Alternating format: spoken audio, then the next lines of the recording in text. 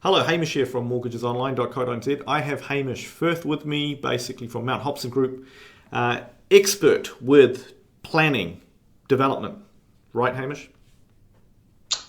Thank you for that. Appreciate the pat on the back. Yes. And not that you need a pat on the back, everyone, you're pretty well known now, but this thing, 3-story houses everywhere, more development, your thoughts around that, and what is this whole national policy statement, mate?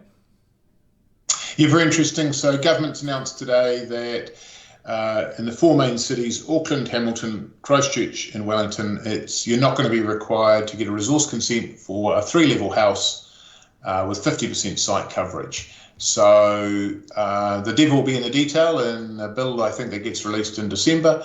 But the exciting thing is we're looking at more supply and more intensity on each site. So that's positive. The other really good news is the National Policy Statement on Urban Development, which was released in 2020, which really wasn't going to see any additional supply happen until 2024, has been brought forward till 2023. So 12 months has been taken off that process. There's no point in giving an edict of more supply if it takes 4 years to even turn up. So it'll mean that councils will need to move faster on getting their plan changes out and plan changes through. Yeah. But that stuff is about the 6-level buildings, 6-level apartments within sort of an 800-metre walk of town centres and transit stations, railway stations and bus stations. So that's very exciting. So it brings a wide variety of housing choice,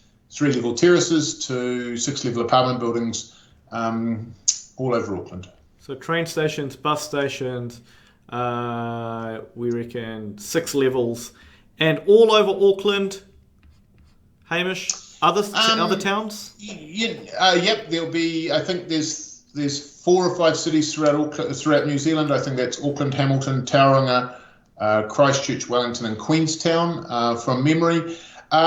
Interesting. Will it be all areas? Well, Swanson is a railway station. Will they go all the way out to Swanson for the 6 levels? Maybe not, but they'll certainly do it at Newmarket, Kingsland, Mount Albert, Ellerslie railway station. The busway going out along the Northern Motorway, if you're within 600 or 800 metres walk of that, it makes transport a much easier proposition. So my gut feeling says they'll keep that at sort of more central and inner Auckland, but you've even got places like New Lynn, Henderson, which Onehunga, which should have probably all been 6 levels to start with, but it'll be coming to a railway station near you. Yeah, or a main bus centre. Yeah, and it's not a bus stop. It's sort of a bus station. So there might be it may extend to your park and rides, but if you go along and look at your bus transit stops along that northern busway, they're quite a big deal. So there as well. So the future is really, because if you want to go 6 levels higher, you're going to be doing apartments, not townhouses, right? Correct, and I just think that for first-time buyers, they have been probably stuck for choice, and with the unitary plan and with this national policy statement, they could in a way be spoiled for choice. And if you can get the supply to be equal to the demand, then you don't have prices going up quite so fast, and that's also locking people out of the market as an increase in prices. So this could be really positive. You're providing more supply. Could be getting pretty interesting for schools as well, school zones.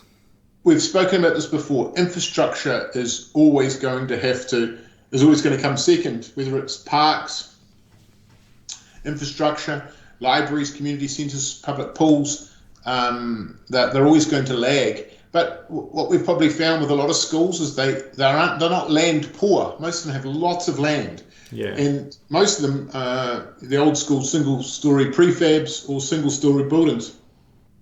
So what we're seeing is a number of schools, whether it's out in Ormiston or in Newmarket, where they're now 2 and 3 levels high. Yeah. So I'm not stressed that there won't be enough schools. It'll just mean that schools have to adjust to an increased role and they'll have to utilise their land better. That's got to be a positive as well. Yeah, no, I think. No, thanks for that insight, Hamish. Appreciate your time always. Mount Hobson Group. Yeah, you do a lot of work with developers. We try. Thank you, Hamish. Thanks for watching.